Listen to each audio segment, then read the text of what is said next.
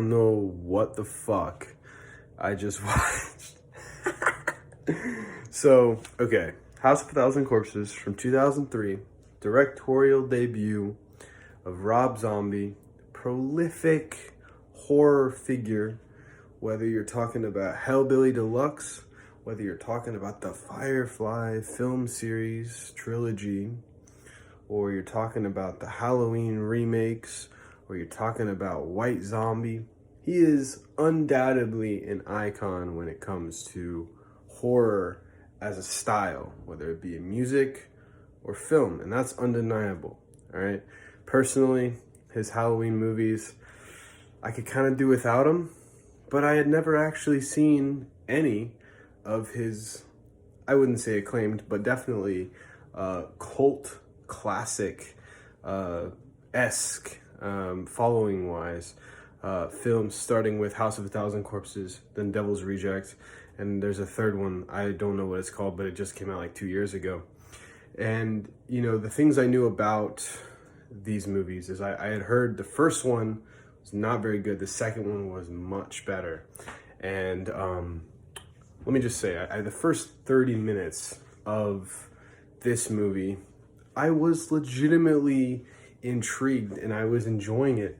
Honestly, the first like 45 minutes, and this movie this movie is less than 90 minutes long, but good God, did it feel like it went on way longer than that. It was kind of amazing how quickly the first 45 minutes went and how long and how much the last 40-ish minutes dragged, which is nuts. Let me just start out by saying, you know, the movie is about a group of people who are traveling across the country and are trying to stop at like these roadside attractions to write a book or whatever.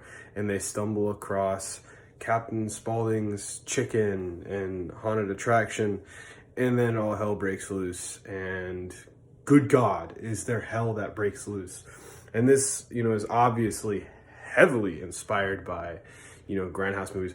To me, it's like what you would get if you took Texas Chainsaw Massacre, Cat in the Hat, Texas Chainsaw Massacre 2, and Hills Have Eyes, threw them in a blender, also maybe added a little bit of The Burning, and poof, you get House of a Thousand Corpses. And I legitimately think that is a good comparison. Let me start out by saying I think the thing I like the most about this movie, Captain Spaulding, I thought Sid Haig did an awesome job in this movie. You know, I knew of his character with like the clown makeup and stuff. He's a pretty iconic character. Even though I haven't seen these movies, I had known about them, and the main reason I knew about them was because of him. And, you know, like I said, the first 30 minutes of this movie, I thoroughly did enjoy, if I'm telling you the truth. I thought it was pretty funny. I thought it was kind of wacky. You had, Chris Hardwick and Rainn Wilson. You also had Tom Tolles in there. The cast is actually not that bad. Bill Moseley as well. And, you know, of the Firefly family, there's so goddamn many of them. There's so many fucking characters. The ones that stand out the most, the ones that were most memorable to me, we had obviously Otis, which is played by Bill Moseley. I liked his character a decent bit. It changed a lot, but, you know, towards the beginning, and then as it kind of worked towards the end, he just got crazier and crazier and crazier. I wish Captain Spaulding is definitely my favorite, I would say, of the bunch. I wish he was featured a little bit more. I thought he had a lot of charisma. I thought he was funny. I thought he was dark. He's just a twisted, mean, sick son of a bitch. And I mean, there are so many little odd moments. But we also have Sherry Moon Zombie's character. I think her name's like Miss Firefly or something. She's not a good actress, man. God, it seems like everything I've seen her in so far, both the Halloween movies and in this one, is just, she is not great. But I know she's Rob Zombie's wife, so he's gonna cast her in these movies. And then let's see, the older woman who looks like Stifler's mom. She was okay, but not gonna lie, other than the fact that our boy Rainn Wilson is Dwight Schrute from The Office, and Chris Hardwick being famous from like The Talking Dead and just other things, the cast outside of Sid Haig and Bill Moseley really not all that significant, if I'm being honest. And this movie has so many fucking weird quirks in it. Like all of the slow-mo shots and all of like those like weird little like more human than human music video type like distorted little cuts and shit like that, where it like turns like all like the saturation and the contrast and like the sharpness goes way up for like one little frame and like turns red. It's fucking weird. It's psychedelic. And like, I will say, for as short as this movie is, it jam packs a lot into it. Like, I can't imagine how long it took to like shoot this thing, because the set design, while it is not, I'm not a huge fan, I can definitely admire the work that was put into a lot of the different settings. But I mean, this thing is such a mess. Like I said, the first 45 minutes I thought were enjoyable, but I found the last 45 minutes to be just a complete slog. Like, I don't know what the fuck is going on. I did like the Otis character. I liked Bill Moseley's performance. I thought he kind of switched it up a little bit, you know, when he shot the guy in the forehead, the police officer. That part of the movie was pretty cool, right? The whole part where Tom Tolles and that kind of pussy type police sheriff partner, deputy, whatever the hell you want to call it, ACAB, BLM, whenever they pulled up to find the missing girl with like the girl's dad and they all get fucking brutalized and murdered, I thought that scene was pretty badass. But I mean, the gore in this movie is all over the place. I mean, some of it's cool, some of it's kind of wacky. I don't fucking know. But no, I want to talk about the fusions of the Texas Chainsaw Massacre, Cat in the Hat, Hills Have Eyes, because you definitely have Hills Have Eyes vibes when you look at like the character, I think his name's like Tiny or something, when he's like eating that bowl of soup and he like lets that girl free. He looks like Michael Berryman. The Cat in the Hat comes from the elements of like wacky, goofy, off-the-wall aesthetics and comedy. And then obviously the Texas Chainsaw Massacre is the clear and the biggest influence, whether that's from the first or the second.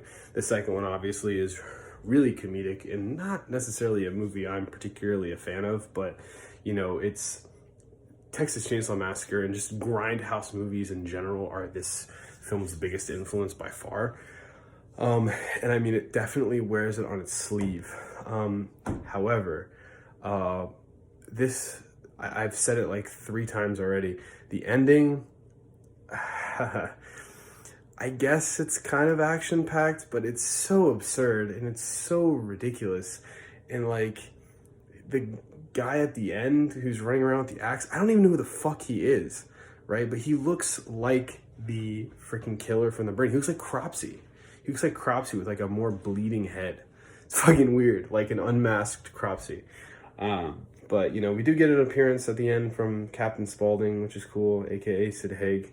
And I fuck with Sid Haig in like every movie I've seen with him in it. He's been some sort of beacon, whether that was in fucking Spider Baby or Halloween as the goddamn gravedigger, or in this movie as Captain Spaulding.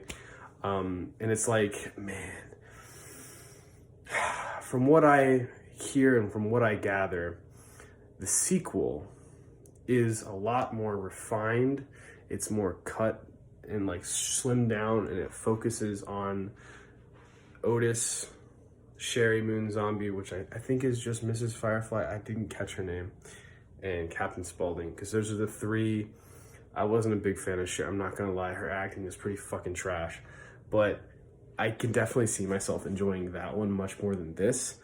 And it is on the list, so I will be giving it a watch. However, goddamn, this movie was not good. Oh, God. It was on the 100 must-see horror movie list, so that's why we ended up watching it. But I would not recommend this.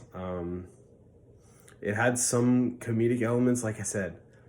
The beginning part of the movie was enjoyable. The first 30 minutes, it follows that like basic log line.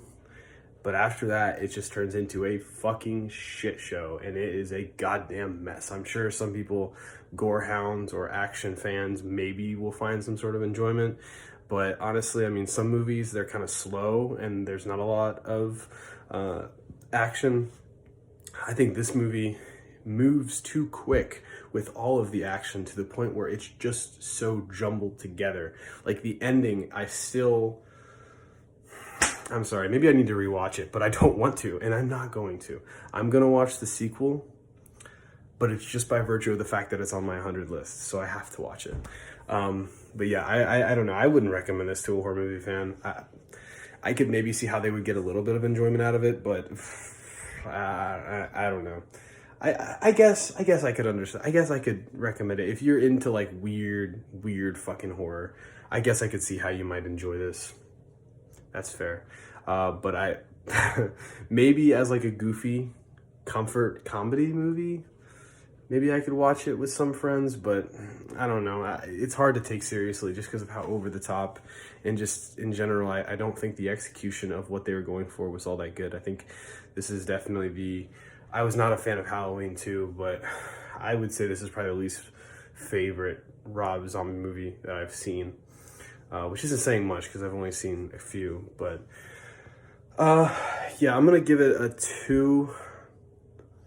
I think I'll give it a 2 out of 5. It has some redeeming qualities, but all in all, it is just the longest and the craziest and weirdest and the messiest, like 85-minute long movie I think I have ever seen and probably ever will see. 2 out of 5.